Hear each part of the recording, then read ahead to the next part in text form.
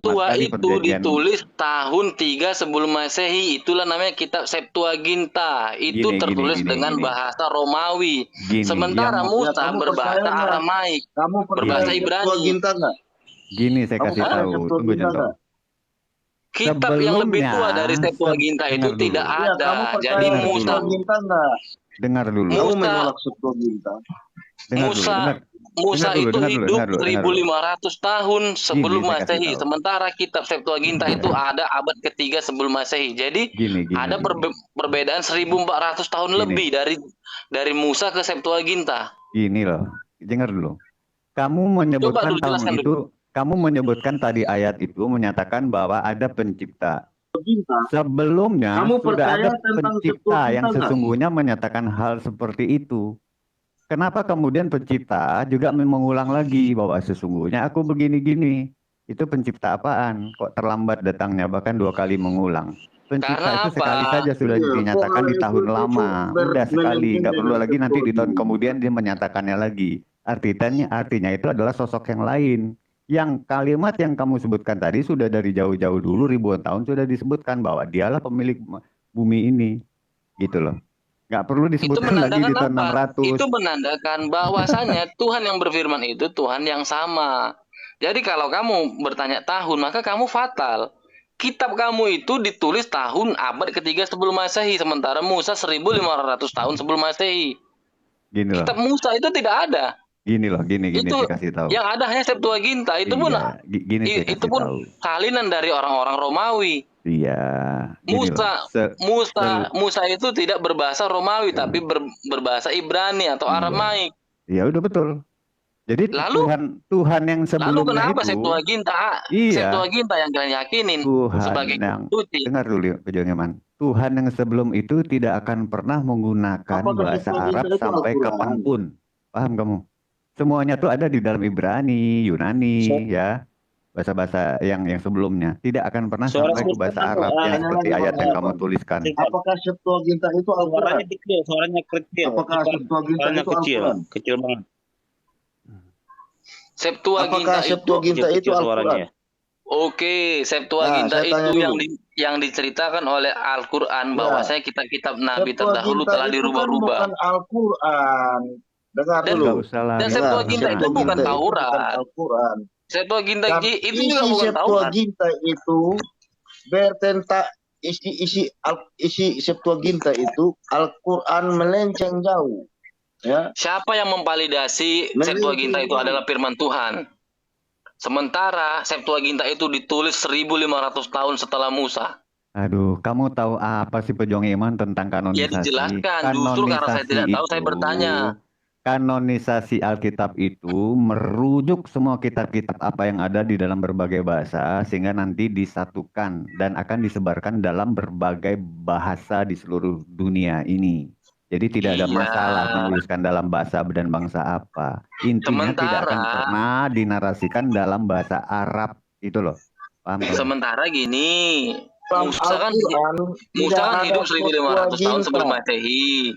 Nah, Septuaginta itu ditulis abad ketiga sebelum Masehi, itu ada perbedaan 1500 tahun.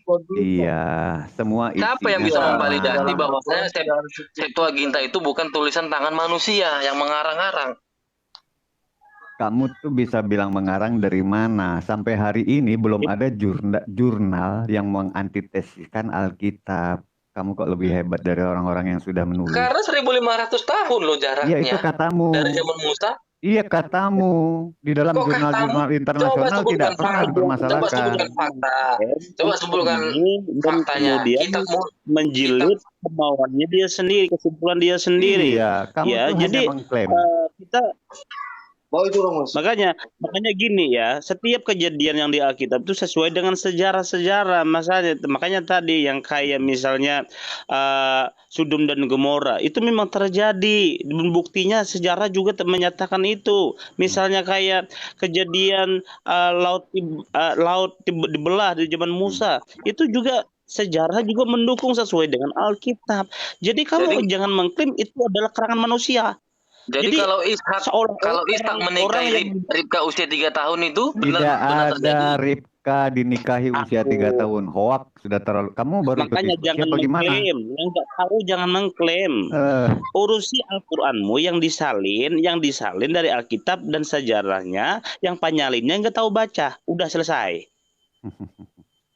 Gak usah sibuk lah pejuang iman. Tapi memang susah menerima kenyataan karena secara sejarah kamu tidak bisa bantah. Secara kebangsaan Yahudi kamu nggak bisa masuk. Secara arti-arti bahkan dari kitab Kejadian sampai Wahyu tidak ada pernah Allah bisa berpindah tempat ke negeri Makkah. Iya. Mana dia menyuruh ke batu lagi rumahnya di situ. Iya. Bukan berpindah tempat. Tuhan Allah itu menguasai seluruh langit dan bumi. Lalu Allah mengajarkan kepada Abraham. Abraham punya dua orang anak, satu Ishak dan Ismail.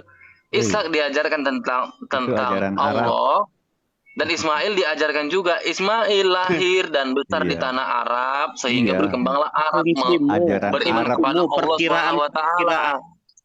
Dan Ishak berkembang di Israel, lalu dia menyebut nama Tuhannya Elohim atau Ilahi atau apalah segala macam gitu. Itulah apanya. Jadi kalau kamu katakan kapan itu ditulis, maka kamu fatal karena Alkitabmu sendiri pun ditulis bukan di zaman Musa. Dari zaman Musa ditulis. Dari zaman Musa kitab-kitab itu bahkan dengan Torah-Torahnya, dengan yang diucapkan, dengan yang ditulis, bahkan yang sampai ada di dalam Yahudi Mesianik sekarang pun masih ada hafalannya belum putus ya, dan masih ada kitab-kitabnya. Itu diambil dari mana? Kitab asli Musa. Jadi kitab asli Musa itu tidak ada, yang ada Septuaginta, yang paling tertua itu Septuaginta. Rujukannya dari kitab yang lama. Mesoret itu ditulis 1000. Alkitab itu ini gini, Alkitab itu dibuktikan keasliannya sesuai dengan sejarahnya, faktanya, realnya di lapangan seperti itu, Bos. Oke. Jadi seperti itu. Misalnya ini, kalau sesuai dengan fakta, kayak misalnya ketemu dengan Tuhan. Iya. Tadu untuk memutung-mutung ini memutung-mutung. Iya. Jadi gini, misalnya contoh nih, misalnya Musa ini bertemu dengan Tuhan. Ya, bertemu dengan Tuhan di Gunung Sinai, bertemu dengan Allah di Gunung Sinai. Itu ada loh batu yang ditulis oleh Allah langsung, oleh Tuhan langsung. Jadi Tuhan kita itu bukan Tuhan yang nggak tahu baca. Tuhan yang bisa menulis, bukan hanya menulis kertas, di batu pun dia bisa menulis untuk bisa diartikan kepada bahasa itu, bukan bahasa Indonesia, tapi bahasa yang bisa dimengerti oleh kaumnya pada zaman itu. Jadi bukan Allah yang tolol bikin kitab, kalau nggak tahu baca maka takunlah kepada ahli-ahli kitab. Itu bukan Allah namanya, itu bodoh.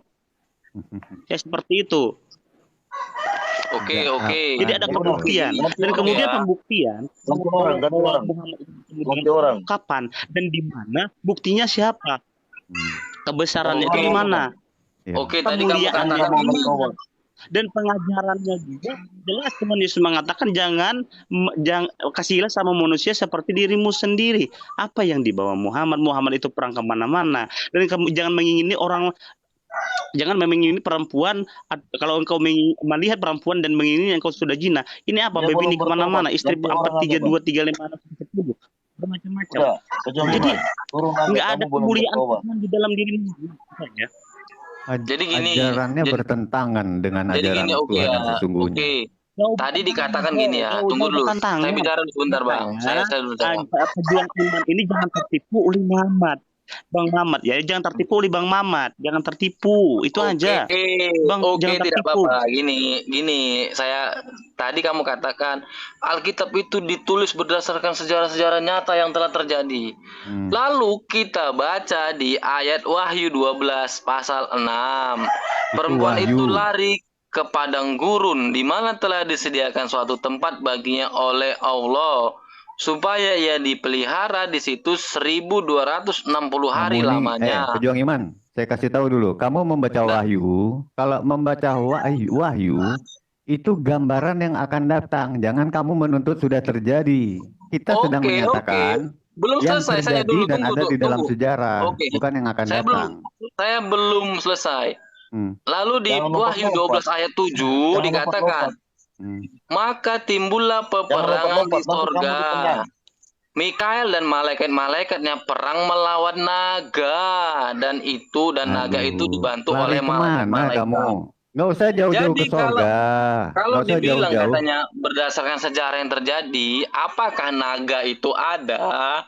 Kamu tidak mengerti tentang naga dan perumpamaan, ya, gaya bahasa Arab. Naga itu hewan dongeng. Kenapa bisa ada di kitab suci yang katanya berdasarkan sejarah dan wahyu Tuhan? Kenapa itu bisa terjadi? Karena itu ditulis 1500 setelah zaman Musa. Musa sendiri pun tidak kenal naga. Kamu ini kalau bisa ditulis naga karena Musa sudah tidak ada. Seandainya Musa masih ada, pasti dia akan memverifikasi, oh ini salah, ini bukan naga. Karena Musa tidak tahu dengan kitab yang ditulis oleh umatnya, makanya tertulis kata naga. Kata naga di situ, saya kasih tahu kamu pejuang iman ya. Kalau Muhammad baca tahu Alkitab, naga nggak? Muhammad tahu naga nggak? Nggak tahu karena naga itu hewan dongeng. Dengar dulu. Iya. Seluruh kata-kata yang ada di Alkitab karena Muhammad tidak pernah diadakan perjanjian lama. Aduh. Dengar dulu pejuang iman. Kamu tidak mengerti perumpamaan ya tentang apa yang ada di Alkitab, tentang naga, tentang gunung batu, tentang macam-macam nanti ke kata-kata atau idiom ataupun apalah namanya. Kamu tidak bisa artikan secara harfiah. Jadi bukan masalah naga, di situ adalah simbol-simbol, gunung-gunung, tanduk-tanduk, di situ banyak di Wahyu. Tidak bisa kamu jadikan senjata untuk diskusi karena kamu sendiri nggak mengerti artinya. Itu gaya bahasanya beda dengan di Arab. Gini Bang, Bang, di Alkitab itu ada diumpamakan gunung-gunung batu. Maka kita akan lihat gunung batu itu betulan ada. Alkitab itu menggambarkan ular. Ular itu memang betul ada. Alkitab mengumpamakan domba. Domba itu ada. Lah ini mengumpamakan naga. Naga itu tidak ada. Kenapa dijadikan sebuah perumpamaan? Namanya, kamu nggak sekolah ya? Namanya perumpamaan, seperti saya bilang gini, dalam pelajaran puisi, prosa, ataupun pantun, orang akan menggunakan bahasa yang tidak, kata ataupun benda yang tidak real sesungguhnya nih yang ditujukan itu. Dia pakai perumpamaan, kiasan, berarti segala Tuhan macam. di Alkitab mengajarkan dengan sesuatu yang tidak real. Loh, memang begitu. Yesus pun mengajarkan orang dengan perumpamaan. Gitu. Bukan, beda dengan di kitabmu. Klaim-klaim seenaknya aja. Manusia jadi babi lah, jadi kera. Tapi buktinya mana? Jadi kan aneh kamu. Kalau babi kera itu ada hewannya, wujudnya ada. Babi kera ada. Sementara naga itu wujudnya mana? Masalahnya. Bagaimana orang-orang pada saat itu ketika digambarkan malaikat berperang melawan naga, apakah dia bisa membayangkan naga itu seperti apa ya? Iya kan sudah saya bilang itu simbol-simbol. Jangan kenapa kamu artikan simbol itu diambil dari dongeng, dari cerita-cerita dari hewan dongeng. Salah, terbalik kamu. Justru para pendongeng itu mengambil dari Alkitab karena Alkitab ini penuh dengan bahasa-bahasa perumpamaan yang tinggi seperti kitabnya Daud, kitabnya Salomo atau kitabnya Yunus dan yang lain-lain. Di situ itu bahasanya jelas. Begitu. Justru pendongeng ini yang lahir kemudian mencontek dari situ, termasuk dongeng-dongeng Yunani. Duluan mana? Pikir dulu tahunnya, nggak sekolah kamu. Kan jelas kalau surga itu dikatakan tempat kedamaian, tempat tenang. Sementara digambarkan oleh Tuhan di Alkitab, maka timbullah peperangan di surga. Kita udah masuk surga, kita perang lagi. Mikael dan malaikat berperang melawan naga, dan naga itu dibantu oleh malaikat-malaikatnya. Naga punya malaikat, Mikael punya para malaikat. Jadi naga dan para malaikatnya berperang melawan Mikael dan para malaikatnya. Itu gimana itu ceritanya? Anehnya di mana? Kamu tahu sorga di mana? Di dalam sorga, di pinggir sorga, di ujung sorga. Dan naga itu siapa? Kamu ngerti? Di situ kan jelas dikatakan, maka timbullah peperangan di sorga, bukan di pinggir surga, bukan di ujung surga. Di situ timbullah peperangan di sorga. Mikael dan malaikat-malaikatnya berperang melawan naga, dan naga itu dibantu oleh malaikat-malaikatnya. Naga itu hewan dongeng, hewan yang ada di mitos-mitos. Kenapa bisa masuk ke Alkitab? Itu membuktikan bahwasanya itu kitab ditulis bukan di zaman Musa. Saya sudah bilang kuncinya tadi. Itu simbol perumpamaan, jangan kamu artikan secara harfiah. Sampai hari ini pun seluruh umat Kristen nggak berani mengklaim tentang apa yang ada di Wahyu, bahwa sesungguhnya objek yang dituju seperti itu. Nggak ada yang berani. Karena itu doktrin agama Kristen itu yang penting imanin. Bukan imanin. Seperti saya bilang sama kamu tadi.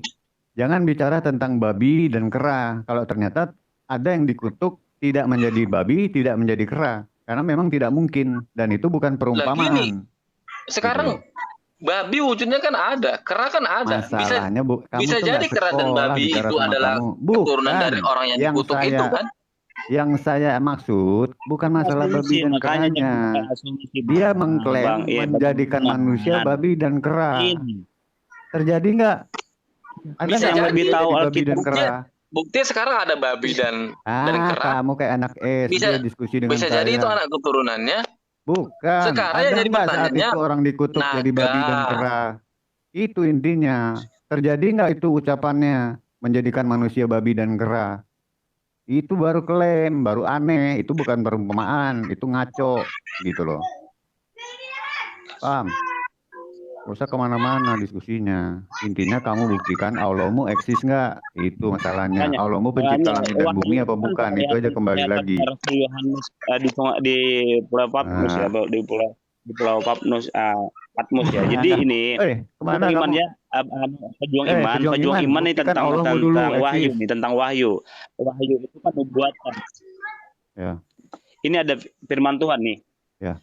Jadi gini, firman Tuhan itu di dalam kitab Wahyu pasal yang ke-16 ayat yang ke-12. Demikian kebenaran firman Tuhan yang dilihat oleh Rasul Yohanes pada zaman itu di Pulau Patmos. Dia mungkin sekitaran 1700 tahun yang lalu lah, seperti itu. Dikatakan demikian. Tadi, dia melihat Wahyu berapa tadi, Bang? Dia melihat dan malaikat yang... Tunggu, Bang. Wahyu berapa tadi? Wahyu pasal 16 ayat yang 12. Wahyu pasal 16 yang 12. Penglihatan.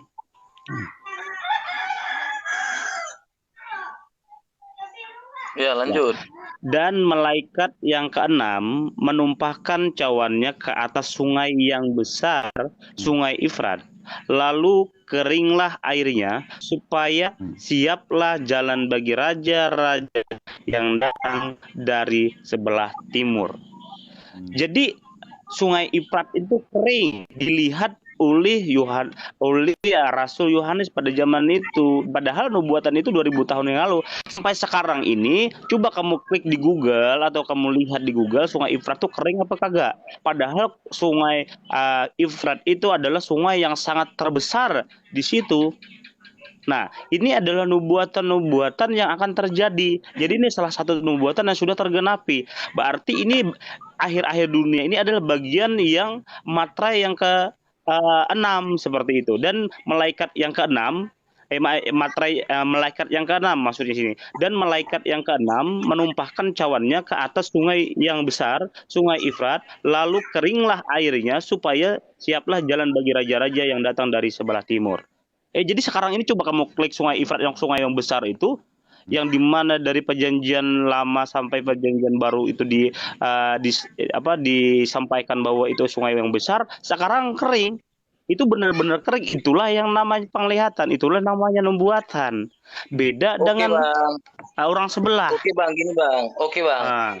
Gini Bang. Jadi masalah nubuatan itu kalau kita definisikan nubuatan itu kan sesuatu yang akan terjadi gitu kan. Jadi kalau nubuatan tentang sesuatu yang akan terjadi lalu disebutkan di situ juga dengan hewan-hewan dongeng, maka itulah yang jadi pertanyaannya.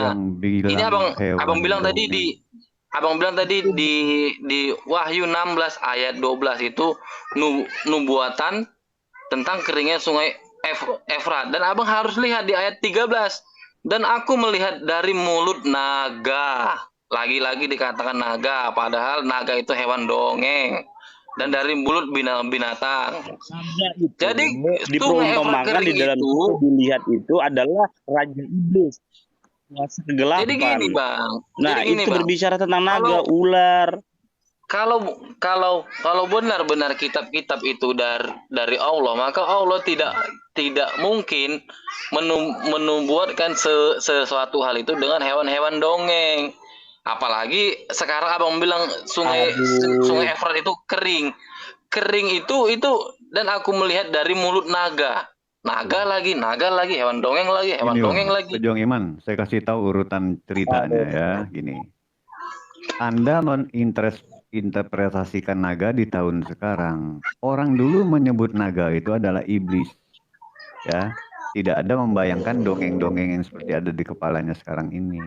Jadi saat dulu dituliskan naga itu, orang akan mengatakan itu adalah iblis.